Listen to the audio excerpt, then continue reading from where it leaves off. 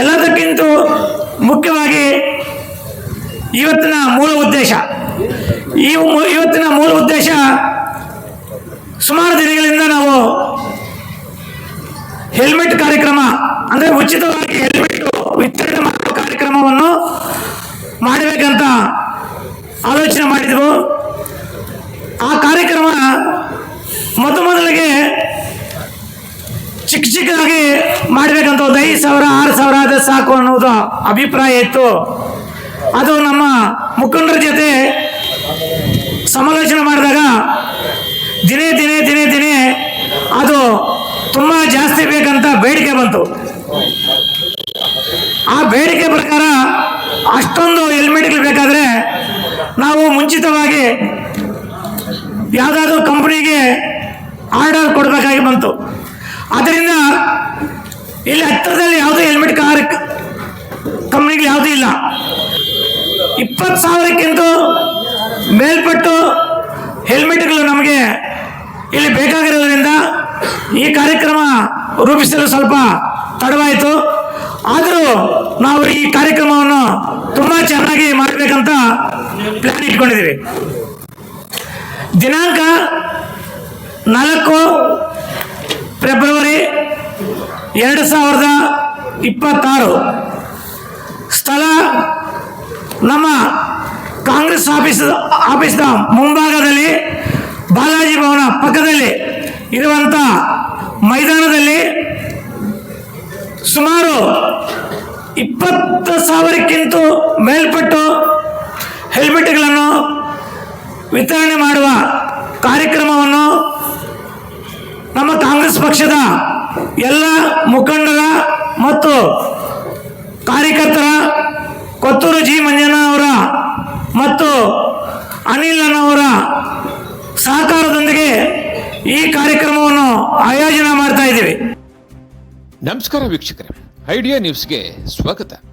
ಕೋಲಾರ ಜಿಲ್ಲಾ ಮುಳಬಾಗಿಲು ನಗರದಲ್ಲಿ ಇವತ್ತು ಕಾಂಗ್ರೆಸ್ ಕಚೇರಿಯಲ್ಲಿ ಕಾಂಗ್ರೆಸ್ ಮುಖಂಡರು ಶ್ರೀಯುತ ಆದಿನಾರಾಯಣರವರು ಸುದ್ದಿಗೋಷ್ಠಿಯನ್ನು ಕೊಟ್ಟರು. ಏನು ವಿಷಯ? ಮುಳಬಾಗಿಲಿನಲ್ಲಿ 25,000ಕ್ಕಿಂತ ಹೆಚ್ಚು ಹೆಲ್ಮೆಟ್ಗಳನ್ನು ಕೊಡುವಂಥ ಕಾರ್ಯಕ್ರಮದ ಬಗ್ಗೆ ಇವತ್ತು ಮಾತನಾಡಿದ್ರು. ಆದರೆ ಈ ಕಾರ್ಯಕ್ರಮವನ್ನು ಯಾವ ರೀತಿ ಮಾಡ್ತಾರೆ, 25,000ಕ್ಕಿಂತ ಹೆಚ್ಚು ಹೆಲ್ಮೆಟ್ಗಳನ್ನು ಯಾವ ರೀತಿ ಕೊಡ್ತಾರೆ, ವಾಹನ ಸವಾರರು ಯಾವ ರೀತಿ ದಾಖಲೆ ತರಬೇಕು, ಹೇಗೆ ಕೊಡ್ತಾರೆ ಅನ್ನೋದನ್ನು ಸಂಪೂರ್ಣವಾಗಿ ನಾನು ಇವತ್ತು ನಿಮಗೆ ಈ ವಿಡಿಯೋದಲ್ಲಿ ತೋರಿಸ್ತೀನಿ. ಒಟ್ಟು ಮುಳಬಾಗಿಲಿನಲ್ಲಿ 2,30,000 ಮತದಾರರಿದ್ದಾರೆ. 30 ಗ್ರಾಮ ಪಂಚಾಯತ್ಗಳಿದ್ದಾವೆ, 300ಕ್ಕಿಂತ ಹೆಚ್ಚು ಹಳ್ಳಿಗಳಿದ್ದಾವೆ. ಆದರೆ ಇಡೀ ತಾಲೂಕಿನಲ್ಲಿರ್ತಕ್ಕಂಥ 30 ಗ್ರಾಮ ಪಂಚಾಯತಿಗಳು, 8 ಹೋಬಳಿಗಳು ಇರ್ತಕ್ಕಂಥ ಎಲ್ಲ ವಾಹನ ಸವಾರರು, ಇಲ್ಲಿ ಜಾತಿ ಭೇದ ಪಕ್ಷಿ ಭೇದ ಯಾವುದೂ ಕೂಡ ಇಲ್ಲ.